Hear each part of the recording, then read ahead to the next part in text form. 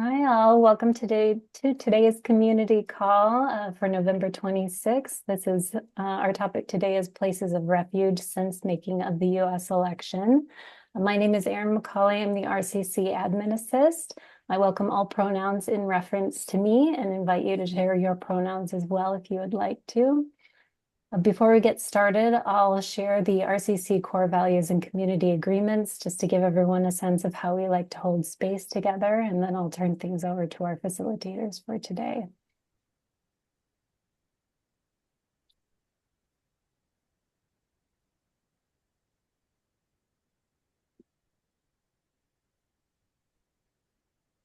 So up on your screens, you should see our RCC core values. These core values are at the heart of what RCC does and what we gather around. We like to acknowledge the power of place and space. So acknowledging especially that retreat centers are places where they're grounded in the land and in creating space that is sacred for transformation, to places that people can step outside of the everyday flow of work and life and make space for change and reflection, which is important to developing ourselves and the world that we would like to live in. The core value of in the interplay of inner and outer work is the second core value of RCC. That's recognizing that it's not just the work that we do outside in the world, it's the work we do on ourselves and the way that that cyclically affects each other. The work we do on ourselves affects the work we do in the world. The work we do in the world affects the work we do on ourselves as well. And together we all have a commitment for universal flourishing. So what that means is that we hope that the spaces that we create, the work that we're doing on ourselves and in the world, is work that is for the good of all, not just for human life, but for the land, for more than human life, spirits, ancestors, whatever else is in your realm of belief. We would like to believe that the work that we do is essential to creating good for all. And these are our community agreements that we hold while we're holding space together. We ask that you speak from your own experience. Your voice and your story are important. So yeah, if there's something that comes up to you while we're talking in space together, we would really love to hear you speak into the space or invite you to type into chat, whatever your reflections are, whatever way of communicating feels good to you. We like to hear what you have to say. It's not just about the facilitators facilitating the space, it's about how it's useful for you as well.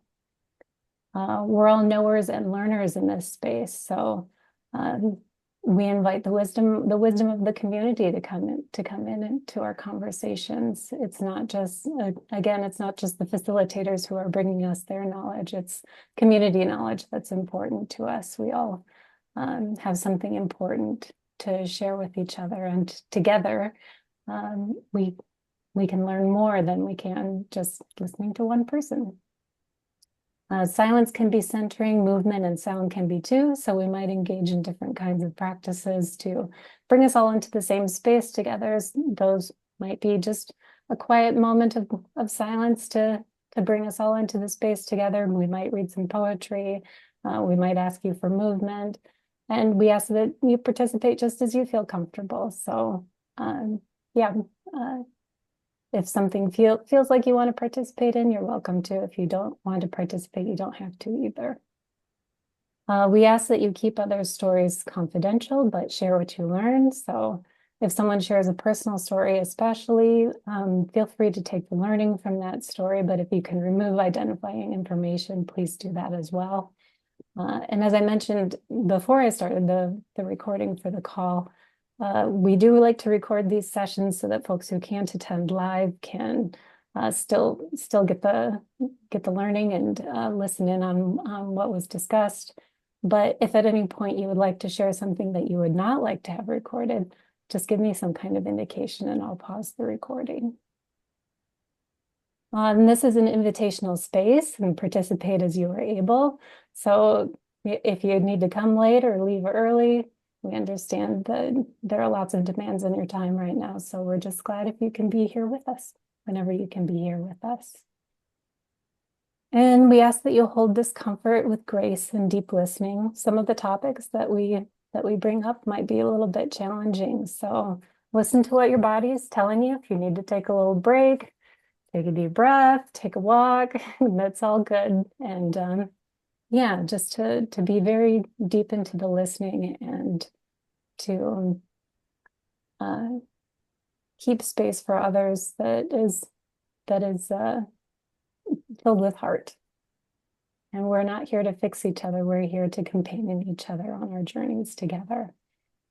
And last but not least, one of our favorite quotations here is that choice is the smallest unit of liberation, from Dr. Leticia Nieto.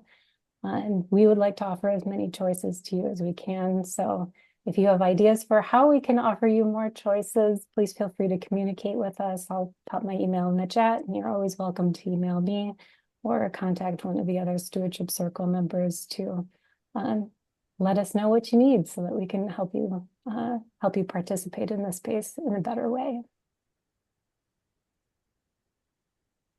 And with that, I will turn things over to Peter. Would you like to introduce yourself, Peter? Thanks so much, Aaron. That was lovely. It's lovely to see the values on the screen. It's lovely to see everyone. Thank you for joining us today.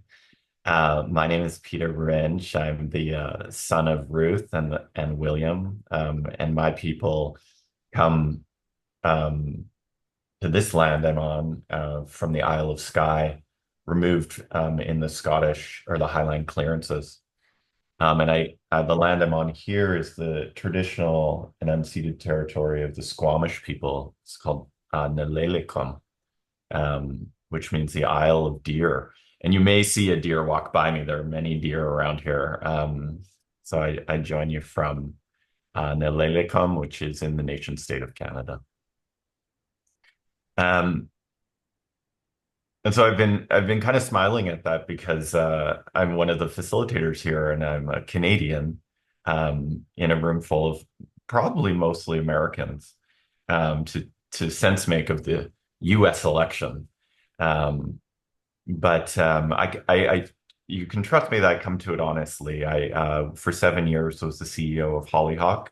I just left that a few months ago, and now I work with retreat centers focusing on purpose and helping retreat centers thrive. And before that, for many years, I've worked in politics, and so we're recovering from that, and I think a lot about it. And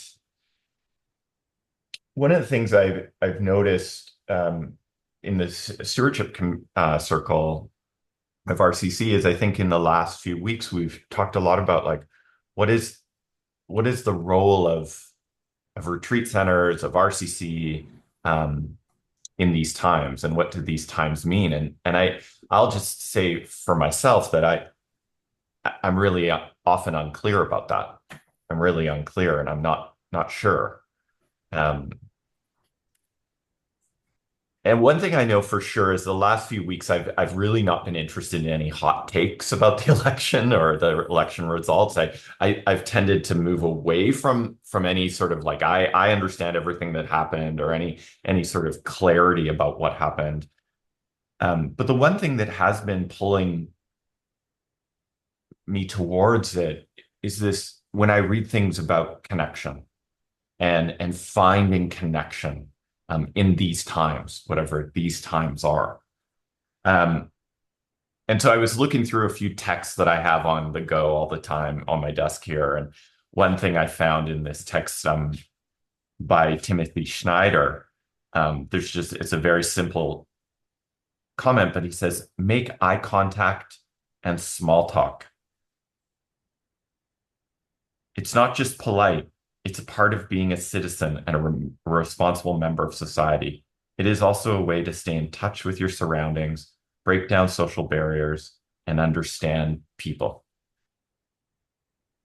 And I've been thinking a lot about that. It's like, what do we need in these times? And again, I'm not sure, but I have a nudge that community is important. And so part of, I think, our inspiration for this call was to really bring people together to talk to each other, um, and hear from each other and be witness to each other. So I'm very glad to be with you today. And with that, I'm going to introduce my colleague Brenda, um, to move us into a grounding practice. Warm greetings, everyone. So good to see old friends and new friends, as always. What I wanted to do is have us get into our bodies and our breath a little bit together before we jump into things. And so I'm going to invite you to, if you feel comfortable doing so, to close your eyes. And if you don't feel comfortable closing your eyes, I invite you just to soften your gaze to a point in front of you. And as you're sitting there, tune into your body and sit in a way where you feel your dignity. That will feel different for everyone. Let's see what your body wants to tell you about sitting in a way where you feel your dignity. And as you're breathing, see if you can notice where your breath is. Is it shallow? Is it deep? And see if you can invite it to go a little lower and slower in your body, whatever that might mean for you, knowing we all start from different places.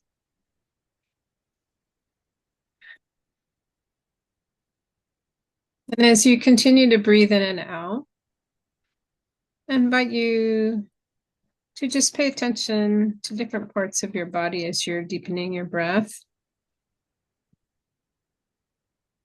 And if there are places in your body that perhaps feel a little bit of tension or pain, see if you can just imagine as you breathe in and out, sending some gentleness, some relaxation to that area of your body, some compassion and some love.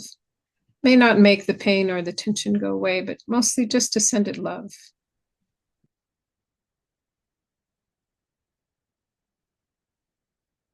So you're breathing in and out and noticing those places in your body that might need a little extra compassion and love. See if you can also notice what it feels like, the sensation of the air in your nostrils, sensation of your feet on the floor, the sensation of the chair that's holding you, supporting you.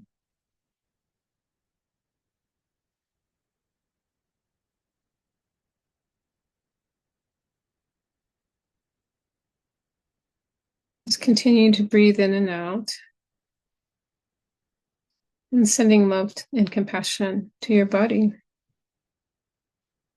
And you might have some thoughts come into your mind. That's okay. We just notice them without judgment and return back to feeling our physical body.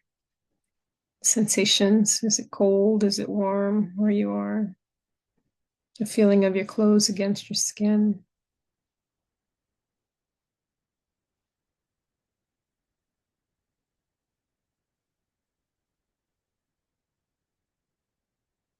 And if there's particular places that are holding tension or pain for you that you've been sending love to, see if that part of your body has something to share with you. Oftentimes, not always, but oftentimes, when we're experiencing physical pain or discomfort, it's because our body is holding on to something for us or pointing to our need for rest or exercise or self-care or things we're worried about. So invite that part of your body to share its wisdom with you in this moment.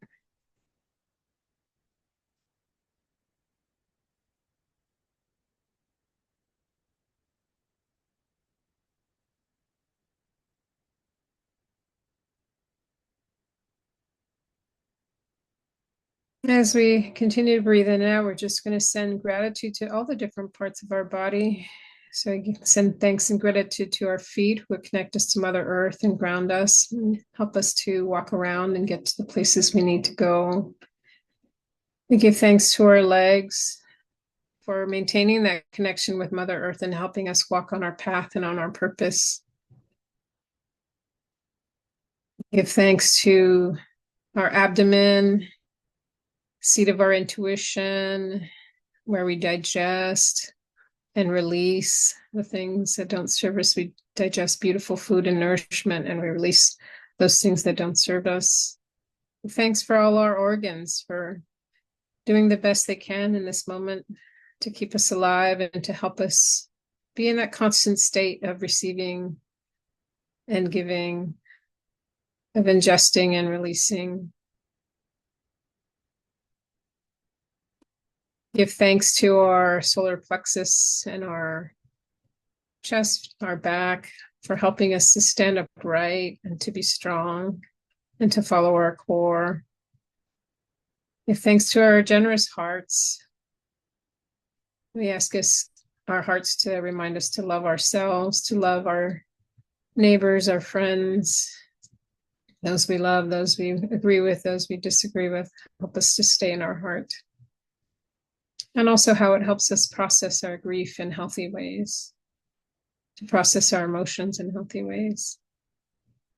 And our lungs for allowing us to take in air and release carbon dioxide. Give thanks to our shoulders. Give thanks to our throat. In the Toltec world, we call this the place we hold our topili, our staff of power. We thank our throat for helping us to find our true voice and to be in our power with integrity and dignity and sovereignty and love and compassion for ourselves and others. Give thanks to our mouths for allowing us to ingest and eat, but also to speak words of truth and beauty for ourselves and for others.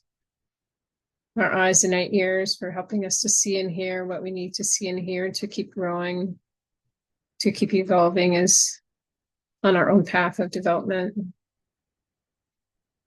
Give thanks to our crown for connecting us with the universe, with the form of source that we know, to the cosmos, to remind us that we're also a galactic citizen, a universal citizen.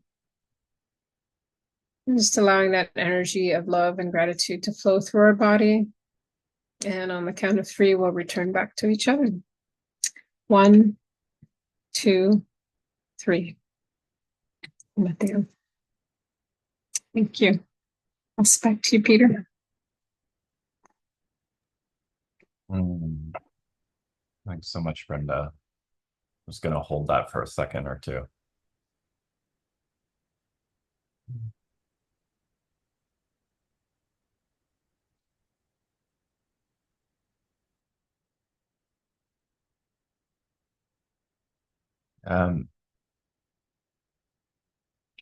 Years ago, I worked in one of Canada's poorest neighborhoods, and I worked there for many years, working with working in partnership with very marginalized folks in Canadian society. And the founder of the organization I worked for had this beautiful way, because in a lot of ways the folks that we worked with were really othered, really marginalized. And the founder of the organization had this beautiful way of shaping the humanity of it. He would say that, remember, he would say this in speeches, and it was always very inspiring to me, but he would say that, no matter how you look at this, all of these folks, whether it's you or folks in this really poor neighborhood, want happiness for themselves, want happiness for their families. And I think, politics, I just wanted to say at the beginning, is really in lots of ways a zero-sum game. And it works to divide. But when we walk out on our streets or in our neighborhoods, I often think about that same thing that when we talk about in that poor neighborhood, is that, whether Republican or Democrat or independent or green or however you want to frame it, everyone generally wants happiness for themselves and their families. And I think that that's one of the hard things about politics, is that politics looks to push us, or at least in the current moment, looks to push aside. And so I think it's hard to make sense of an election where you have 52% of a country very happy with the outcome and 48% less happy. Um, when really our neighbors are our neighbors and our people are our people. So what I think we would love to do now is to break into small groups and really answer this question of what is on your heart regarding the election results. Um, and Yeah, I think as I think about going into this group, I'm thinking really about those values that Aaron shared at the beginning of the call is we're here to witness and listen, not to fix, and understanding that in these times people have all sorts of conflicting views and thoughts. And so I really what we'd like to see is just everyone go around and share um, what is on your heart regarding the election results. And Aaron's put some instructions in the chat. So we'll head to small groups. Yeah, I'll open those up and then I'll also broadcast the question in the groups once we're in there as well. Thanks, Aaron. You should see something popping up on your screen and click on that that'll take you to the room.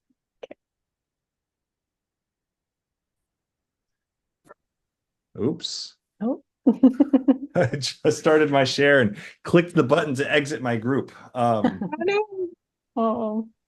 But maybe that's just fine. Yeah, I Good think to see you, Stanley.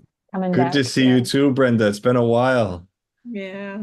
Yes. And thank you, Aaron, for all of your organizing and hosting and juggling and herding. Thank you. Yep. Yep. Herding cats is what I do.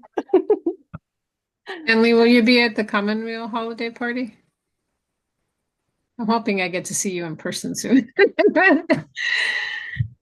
I'm stuck in New York, unfortunately, for the Commonwealth okay. holiday party. I know I'm sad to miss it. I know I missed the fall gathering, which I was sad about. It was a beautiful, beautiful gathering.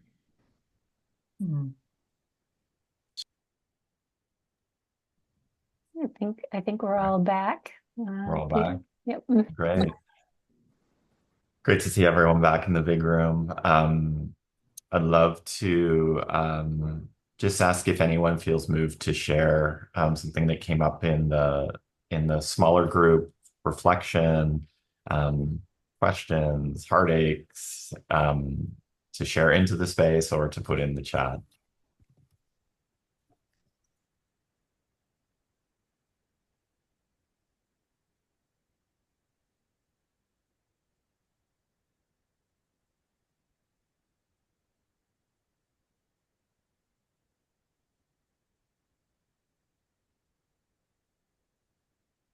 I won't be shy. I was enjoying my group with Richard, Sister Sharon, and Stanley, who at the end, when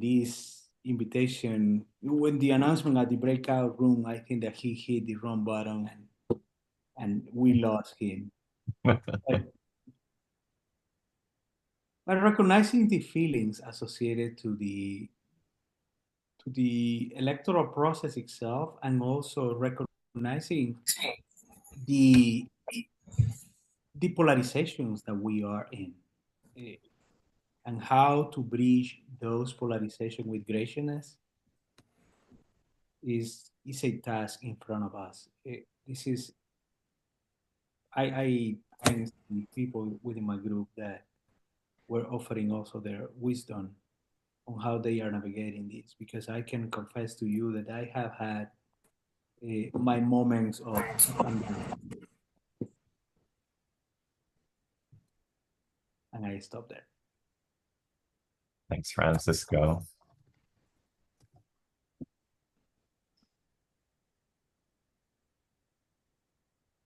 Other reflections from the small group?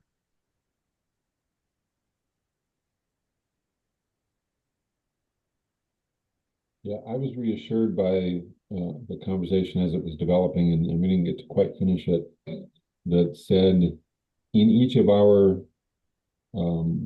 communities as retreat centers, we very well have skills to help people start to bridge the gaps, start to communicate about what was good for them out of the election, what was worrisome for them out of the election, and start to help people, yeah, just bridge the gaps. And so we need to see how we can make use of our skills, make use of our settings, and start to again invite community in. So that's one conversation we were getting into in our small group. Mm. Yeah, thanks, Ken. That's perfect for our next small group discussion. But yeah, I really appreciate that. Any final shares to the large group? I'm happy to share something. Hi, everyone. My name's Ling. I'm currently at a center called Kripalu, and I was in a sprint group with Paula and Kathy and Doris, and a couple of us were reflecting on holding space for our teams when sort of going back into work the next day, and a lot of people were grieving and some people were happy, and how we were surprised by that. I'll speak for myself that that has made me curious about um, this being, we also got into interesting discussion about this being a political, people voting politically versus morally. And if we can, yeah, find a way to sort of like bridge those differences and still see the humanity in each other, realizing that we're in relationship with people that may have different political views, um, and still seeing the humanity in each other. Maybe there's a lesson in that, in what we share as retreat centers, and what a lot of, our principles and are around love and unity, and trying to find that middle path. So anyway, more time, of course, but I really appreciated the topics that surfaced in our group. Thanks, Ling. Thanks, everyone. So before we get into our next small group discussion, I'd love to introduce my colleague Kirsten to deliver a poem. Thank you, Peter, and thank you, everyone, for all that you shared in the large group and the small groups. We were hoping to have one of our fellow Stewardship Circle members share a poem that she wrote, but she actually is volunteering for an election in Nova Scotia today. So you get me. I've been having trouble with poems since the election, honestly. I've been having trouble with poems and quotes that over-rotate on hope, based on where I am. And I know that, as we've talked about in our small groups and just now, some are celebrating and some are not. So I want to leave space for wherever you folks in our circle find yourself today. And if this poem doesn't resonate with you, that is okay. I'll share the link in the chat if you are like me and it helps to have a text in front of you as it's read. This poem is by Alberto Rios, and it's called A House Called Tomorrow. You are not 15 or 12 or 17. You are 100 wild centuries and 15, bringing with you in every breath and in every step, everyone who has come before you, all the yous that you have been, the mothers of your mother, the fathers of your father. If someone in your family tree was trouble, 100 were not. The bad do not win, not finally, no matter how loud they are. We simply would not be here if that were so. You are made fundamentally from the good. With this knowledge, you never march alone. You are the breaking news of the century. You are the good who has come forward through it all, even if so many days feel otherwise.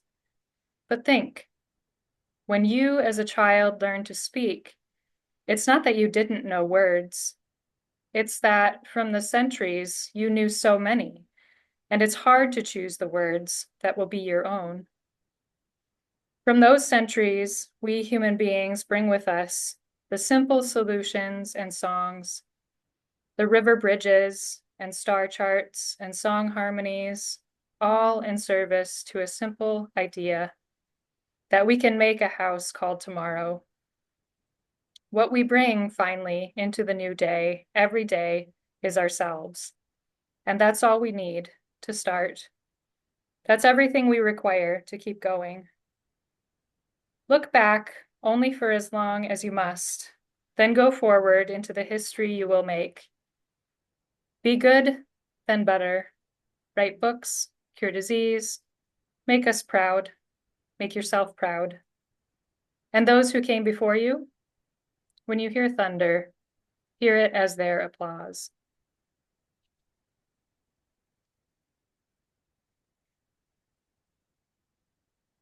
And I'll hand it off to Brenda for another practice.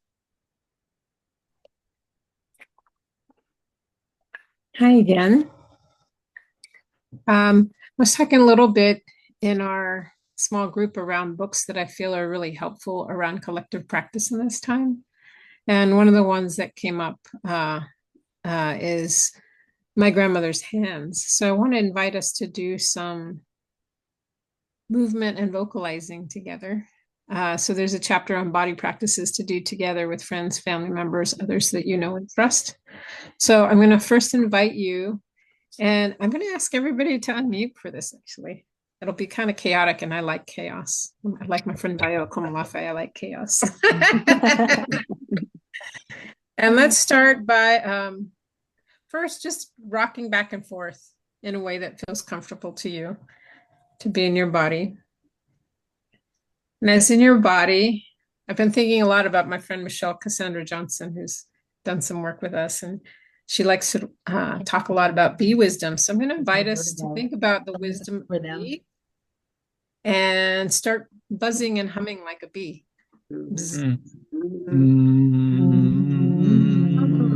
Place your hand on your chest as you're buzzing to see if you can feel the vibration in your heart.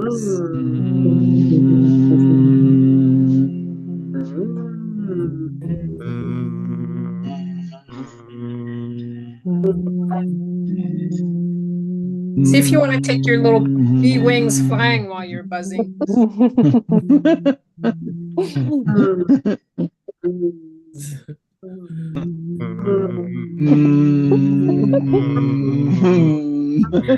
Then go ahead and touch parts of your body as you buzz and see where it feels like in different places.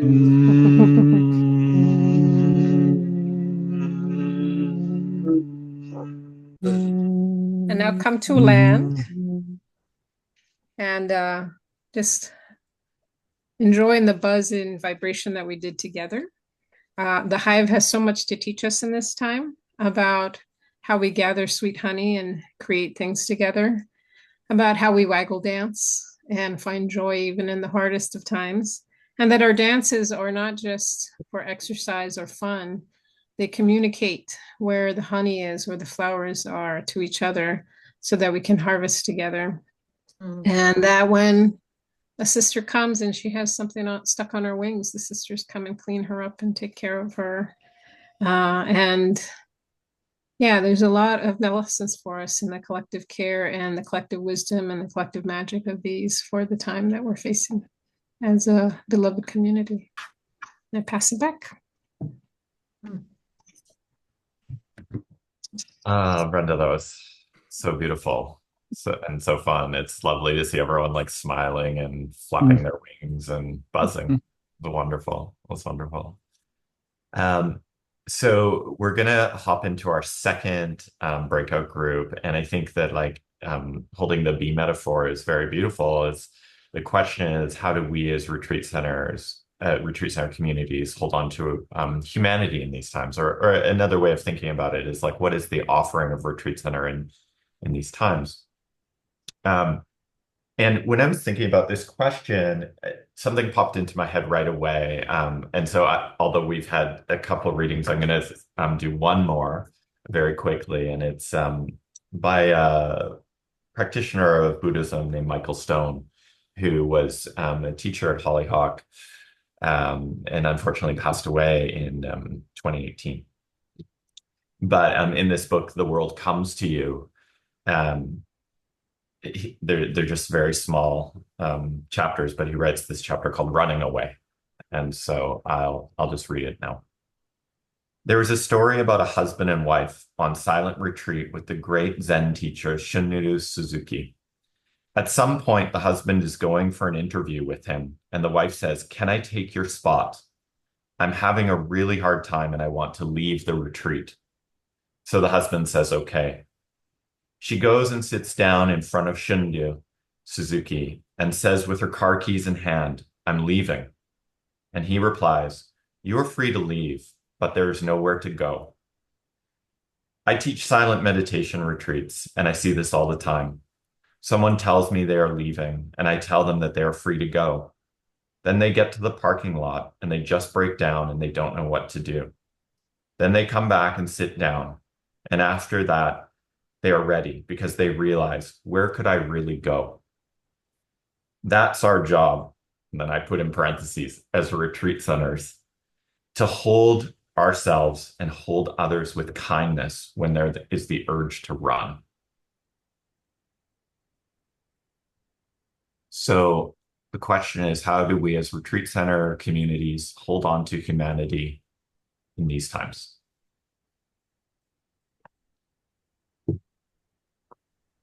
And Peter, should we go back to the same groups or should we switch it up? I think different groups. Okay, let me recreate them real quick. Okay, all right, and I'm opening rooms now. If you need help getting into your room, just let me know. Glad to help you out.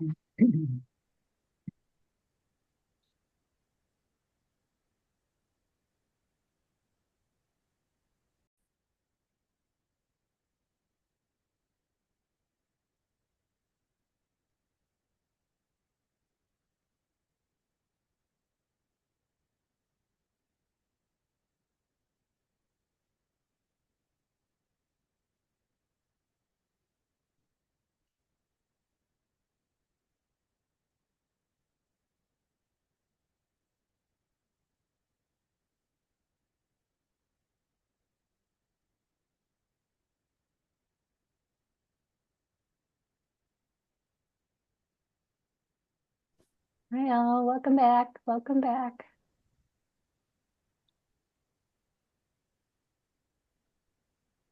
We've still got a couple more seconds from waiting for other folks to come back from their rooms.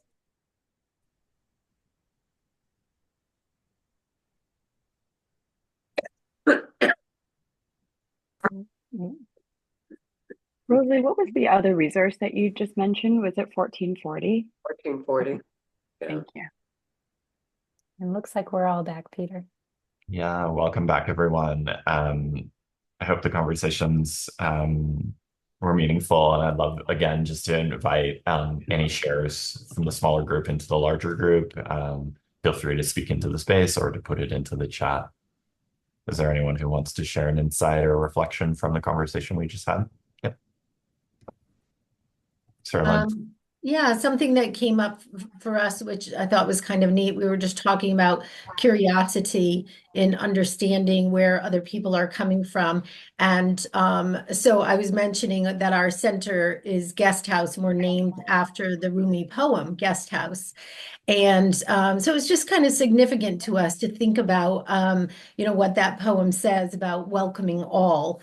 and regardless of whether it might be sorrows and other difficulties, right? Because we just don't know what those things are coming into our life for. So if we stay curious and open to where other people are at, then better all around, I think.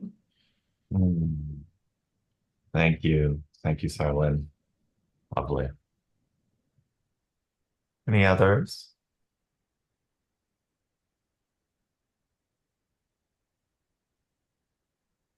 I'll just add, Sarah Lynn, we were also talking about curiosity and trying to understand people who might have different views from our own. And I just wanted to share a couple resources.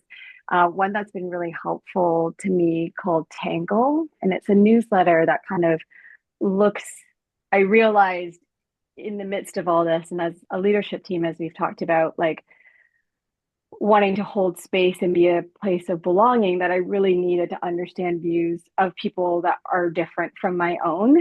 And this was something that I came across through this American Life podcast. And it's a former journalist who researches a particular issue very deeply from the right and from the left, and then sort of offers a synopsis and a viewpoint at the end. And that's helped me honestly be able to have some harder conversations, because it opened my mind, heart, eyes to a different way of seeing things. And maybe that's a step towards being able to bridge conversations rather than be in a polarized place. And 1440, I think, was the other one that Rosalie shared. Thanks, Ling. Tangle. Other shares, other thoughts, and anything else that came up in the last conversation? I think there was a thread in our group around like forest bathing and talking to trees, as well as like creativity and imagination, and the importance of those things in this time. Yeah. And towards that end, I wanted to share a quote. I'll just do it in the chat from Norma Wong from her more recent book about the importance of imagination and being able to tell a new story together and cultivating that capacity together, because it felt connected to that conversation. Thanks, Brenda. Take a minute to read this quote. It's very beautiful.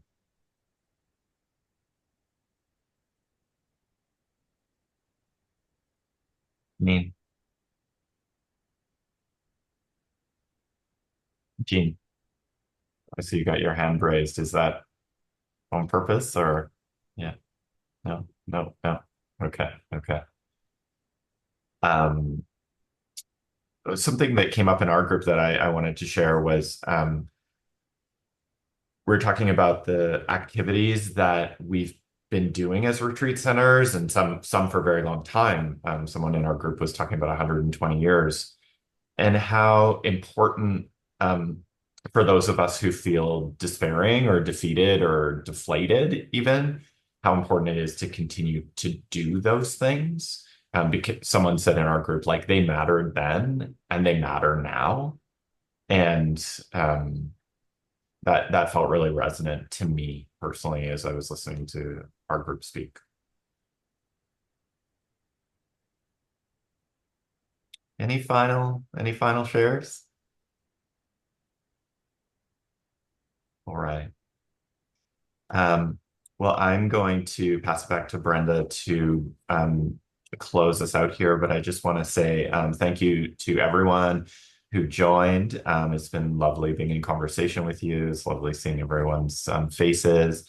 I also really want to thank Erin for all the organization that she did for this and continues to do for RCC. I want to thank the Stewardship Circle for all of the time they put into this beautiful community. And with that, I'll pass it to Brenda.